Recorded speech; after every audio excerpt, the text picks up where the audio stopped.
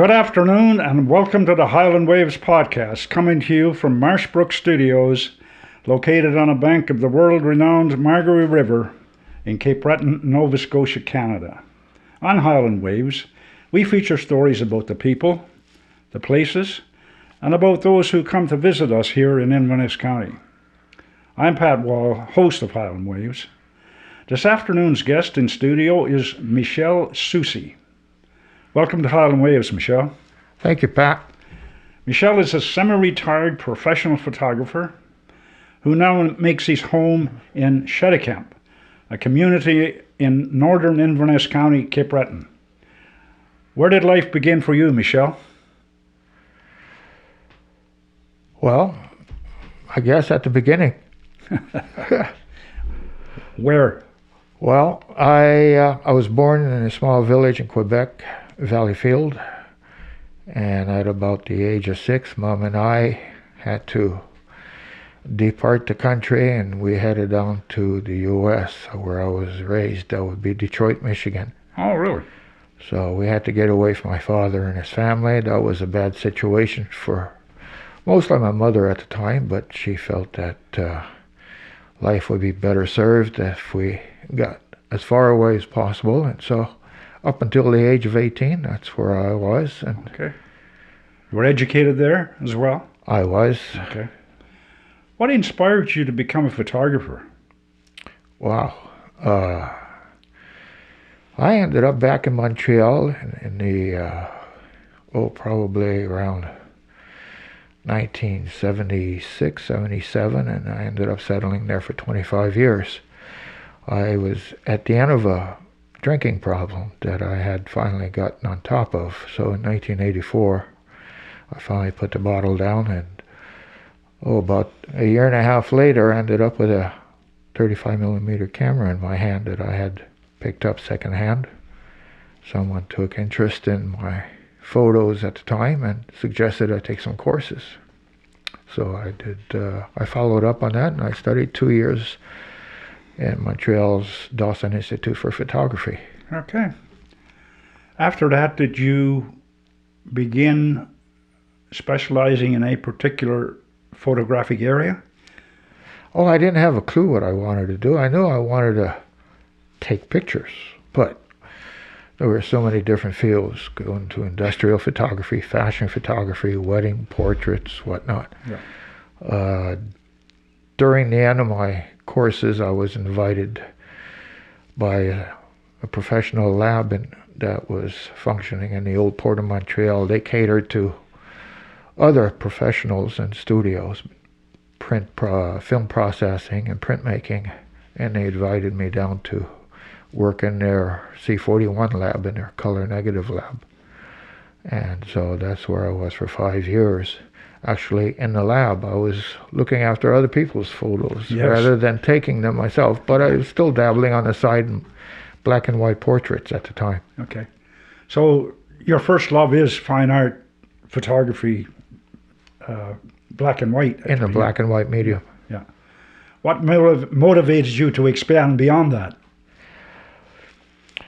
Well, my current wife and I were, at the time we were dating, and we were in Kingston, Ontario. This was a few years past outside getting out, leaving Montreal. We were on a nature hike, and we spotted, for my first time, a barred owl. And I had my first digital camera there, and then I just went nuts on the poor bird. If I didn't take 1,000 pictures, I didn't take one. But I got hooked. Okay. And then, of course, I made an investment in some telephoto equipment, and gradually, or not so gradually, my focus started to shift towards nature, birds, wildlife. Okay. When and why the move to Nova Scotia, particularly Cheticamp? Well, my wife is born and raised here in Cheticamp. Oh, okay. And so in 2012, it was a medical circumstance that it made good sense for us to get ourselves moved here. It was better suited for her, and it was easier for me as well, and to help look after her and also pursue my photography on the side. But it was an early move up to a planned retirement here. Okay. What were the biggest challenges for you photographically in that move from, or after that move from Quebec to Montreal, or I'm sorry, to Cheticamp? Oh my gosh. Learning the geography. Learning the geography and learning to respect the weather around here, I would say, were the biggest challenges. But, you know, if you dive in head first, it doesn't take long to learn the do's and don't do's. Yes, yeah. How has that move and this environment influenced your photographic vision? Oh, boy, that's a tough one. Well, certainly it slowed me down a little bit and taking a little bit better or more a critical notice of my surroundings, and just learning a finer appreciation of the environment, nature, particularly because I've been in big cities all my life, rushing back and forth, going here, there, and everyone's in a rush to get somewhere without really paying any great attention to either their neighbors or their immediate environment. And being here in Nova Scotia, in Cheticamp, it's really helped me just to slow down and take notice of all that surround us. Mm-hmm. So it has been beneficial for you. Has it met your expectations professionally? Not so much professionally. I think that it was no longer the priority. I had put in an early retirement, and it helped that at the time there weren't many in this immediate area that was providing printmaking services.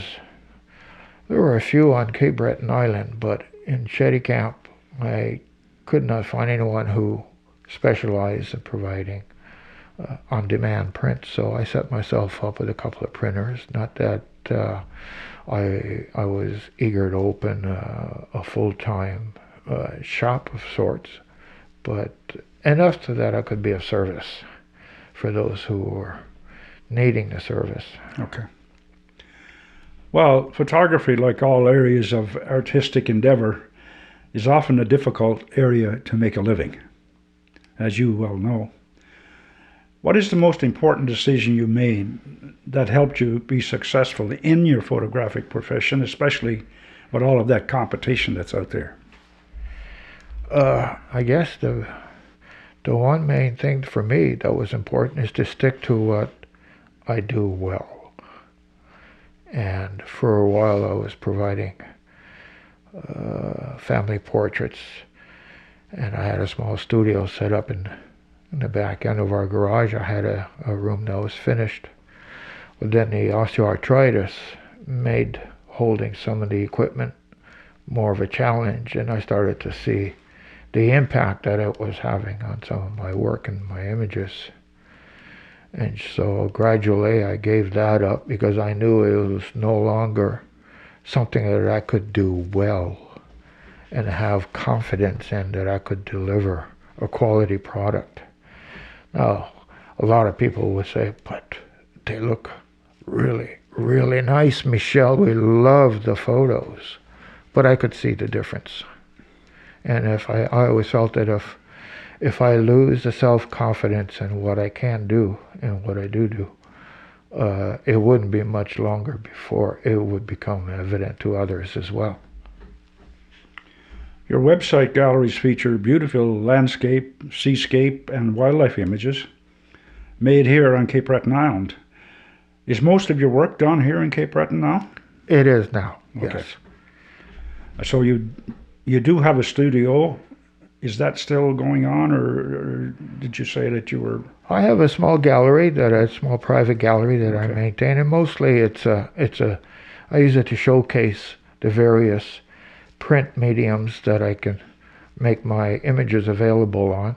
So whether it be a canvas or a metal print or brush aluminum print, often it's seeing is believing. Seeing something on a phone or on a computer, sometimes you can't appreciate That's right. what the final product would look like.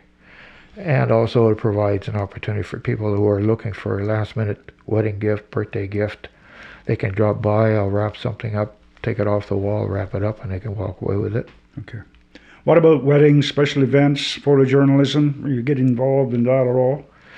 I was doing portraits and weddings for a while, and again, because of the osteoarthritis and the demands it takes on, especially the weddings, it's demanding being on your feet for 6 to 12 hours. I finally had to make the choice of whether I was going to continue pursuing until my work would start to degrade, or bowing out and let someone else pick up the ball and Go forward. go forward. So, Okay. I've noticed that you do some infrared photography. yes, Do you use an infrared apparatus, or do you use a camera and then shoot normally and transfer it in post-processing? I would have taken one of my cameras that I often upgrade my equipment, my cameras. So I had taken one of my older digital cameras and I had sent it off, and there's a filter on the sensor that they remove, and it renders it basically useless for regular color photography, and it only captures the infrared wavelengths. So I would capture the images in black and white infrared, and then I would go ahead and further post-process it on a computer. Oh, good. Over the last number of years, drone photography has become very popular, especially in the commercial world. And I notice you incorporate drone photography in your photography as well. When and why did you start drone photography? Well, I was curious. When it comes to photography, and if there's something new, it always draws my curiosity and attention. And what really drew me was the different perspectives that it offered. So I bought one. I bought a small one, a little DJI Mini 3 Pro. But again, learning to respect the winds and the weather conditions, well, I quickly realized that little Mini wasn't going to go very far or do very well with our current wind. So I upgraded it. And now it's become my go-to camera when I'm running out, weather permitting, of course, I have to respect the winds. But the greatest challenge in that was not so much in learning, because I had all the photography skills behind me and the computer skills behind me, but it was learning the regulations and the rules, the do's and don't do's in flying a drone, which is classified as an aircraft, basically. Yeah. Well, it's classified as an aircraft, but it certainly has the advantage of you being able to produce images from that perspective without hiring an aircraft. That's right. Yeah. What camera formats do you normally use now in your everyday work? It basically mostly mirrorless. Oh, really? I use a mirrorless camera. They're lighter, so they're easier on my hands. And the resolution on the newer mirrorless cameras are fantastic. I mean, it's the details that they capture. And the same thing for the drone. It'll capture basically what I see on the monitor as I'm flying. What range of lenses are you using? Oh, I have a fisheye lens, and I have a 300 millimeter lens telephoto, and my latest one is up to a 600 millimeter lens. Oh, really? Okay. But it's a lighter lens. It's not as big or as expensive as some of the Canon lenses, but it's light, and it gives me what I'm looking to get, what you capture. Yeah. And obviously, you do a lot of post processing. What's your primary software package that you use for post-processing? On a Mac, I'm using Lightroom from Adobe. Okay. Photoshop. There's another software package by a company, Luminar. And so I'll bounce back. I have half a dozen different software apps that I'll bounce, depending on the look that I'm looking to achieve. Yeah. Do you print yourself in-house, or do you have somebody do it for you? I have both, actually. I'll do prints up to 16 by 20 on paper for framing at the house. Greeting cards I do myself. Metal prints and canvas prints, I'll outsource it to. There's a fellow in Quebec that I've been using for about 8 years, and he's about the only one I trust for. Oh, yeah. I tried. I mean, this fellow will ship for me throughout Canada, the U.S., and nice. And if there's an issue, there's no jumping through hoops. I pick up the phone and I say, I have a problem with the last print, and I said, no problem, Michel. We'll redo that for you. Oh, good. That's really good. What is your favorite medium to print in, and why? I would say metallic paper. Metallic paper has the ability to retain the contrast, colors, and detail that glossy paper does without the reflective value that glossy paper has, so especially if it's going behind glass in a frame. You don't want added reflections if you can avoid it. So the metallic paper has a real nice look to it. So you have a customer come in the studio and you have the various type material that you print on, with prints on it obviously. Can they pick up the difference themselves? Often they won't, but if you point it out, they'll be quick to see it. Okay. Since you have a website, you market worldwide, where is your client base, or your biggest client base? Excuse me. Of late, it's mostly Shady Camp area. Okay. Why is that? Is that because you concentrate in that area? I capture local scenes, wildlife that's local, so often when my wife are up touring in the park or in the general area, we always bumping into someone visiting from outside the area. If I see a Michigan license plate, I say, oh, and whereabouts from Michigan are you from? And they say, oh, well, we're just outside Detroit. And of course, that opens up a whole conversation. That's an afternoon gone. They never get me to shut up. You began photography using chemical and the film process, and you changed to digital, I think, in 2005. Yeah, it probably was around 2003, 2004 after. Okay. Yeah. In what way has this changed your thought process when it comes to capturing images? Oh my gosh. Boy, I would say it's the next best thing, trying to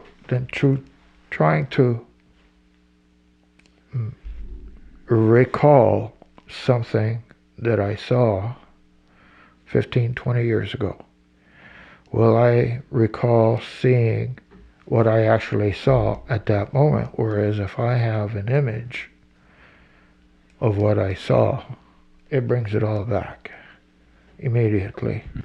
What are the greatest advantages, do you think, of digital photography, both from the capturing side and from the post-processing side? Oh my gosh. Well, first off, it's easier on the environment. You don't have all the chemicals to deal with. At one point I had my own dark room, and it was always about what do you do with the chemistry after you finish processing your negatives and then printing. And it's certainly a lot cheaper now. Film is cheap now. You don't have to send off a roll of 36 and end up with 2 or 3 usable frames. And cost-wise, yeah, it's you just delete what you don't need and move on from there. Yeah.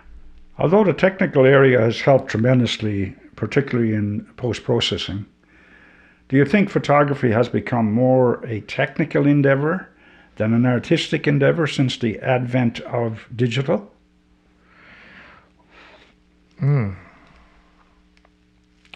I don't think so. I think, personally, and I'm going to bring my wife into the picture here.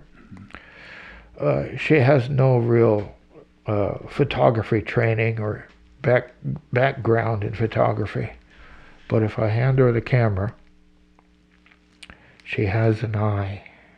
She sees something, and she's going to work at it until she captures exactly what she wants. And then, of course, I'll do the post-processing based on her preferences on what she wants. But I think if anyone's got an eye for composition, anybody can get into it. And of course, now we have smartphones, and smartphones have come a long ways. Well, they ever. Anybody can be a photographer today. Yeah. What are your thoughts on artificial intelligence as it applies to photography? Makes me nervous. I think it makes me nervous.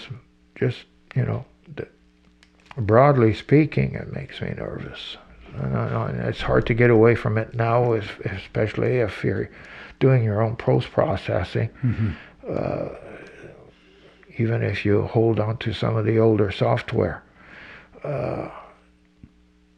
At the rate the computers are updating, the operating systems become obsolete, and the newer software, the older software, there's a conflict eventually, and it's hard to avoid anything now that doesn't have, to some degree, artificial intelligence built into it. Yeah. Do you use it in everyday processing, do you feel, or do you just use it where you feel it's best and just leave the remainder as is? I try and maintain a manual control over the processing aspect of my images as much as is possible. And I would say it's safe to say perhaps 95, 98% of what I do with my images are don't involve artificial intelligence. Now, if I was an engineer, and perhaps I would have a different view on that aspect, because I don't know all the ins and outs of the engineering of the current software that's being used. Yeah. But consciously, I try to maintain as much of or avoid using artificial intelligence as much as is possible. Okay. How do you see photography evolving now with the use of AI and with smartphones that you just mentioned? Oh my gosh. Well, if I look at how far we've come in the last 25 years, I mean, if someone would have told me 25, 30 years ago that I'd have my phone on my hip, and it would have my calendar, it would have my camera, it would have my recorder, I could do video recording with it, I wouldn't have believed them. So it's hard to predict where we're going to be in another 20, 25 years. Yeah, it's true. Do you get involved in competitions with other photographers across the country, or not?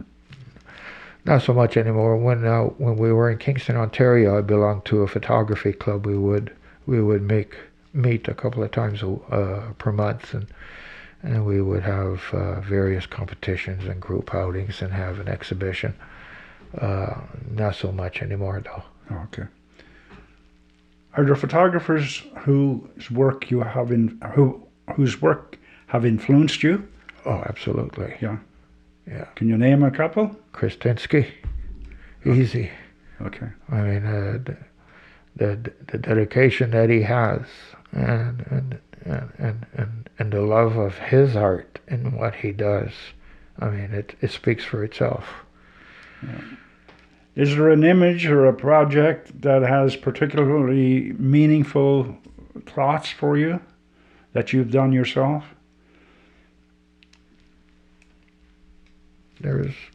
I can't say one stands out. I think that would be a question better posed to those who perhaps follow me, or I was especially I was involved with Parks Canada for a few years when they were doing a construction job with the Cabot Trail, when they were moving the road in. But I can't think of a particular project or other than that really stands out to me, that has great meaning to me. Okay. What advice do you have for people who aspire to be a photographer as a way of earning their living? I think it's like a lot of other areas. Do what you love, and the money will follow. And I think that's what it is. If your heart's in it, there's only one way you're going to find out whether or not it's something that you're going to be able to pursue as a career and make a life on it. Is you have to try. You have to work at it. Work at it. Yeah. Before we finish, is there anything you would like to add? Just love living here. Oh, great. Just love living here. The people are great. My wife and I have got ourselves really nicely settled in the community, been well received, and I like to think that this will be our final move. I've moved enough over my lifetime. Yeah. Well, thank you very much for taking the time to come and talk to our listeners about your photographic career, a career in which you're pretty versatile, and you've shown that, and congratulations. Thank you very much, Pat. A pleasure to have been here. And thank you to our listeners. Don't forget to hit the like and subscribe button so you can stay up to date. Remember too, subscribing to Highland Waves is free. Our thought for today is by renowned photographer Ansel Adams, who once said, "You don't take a photograph, you make it." So long for now, Pat.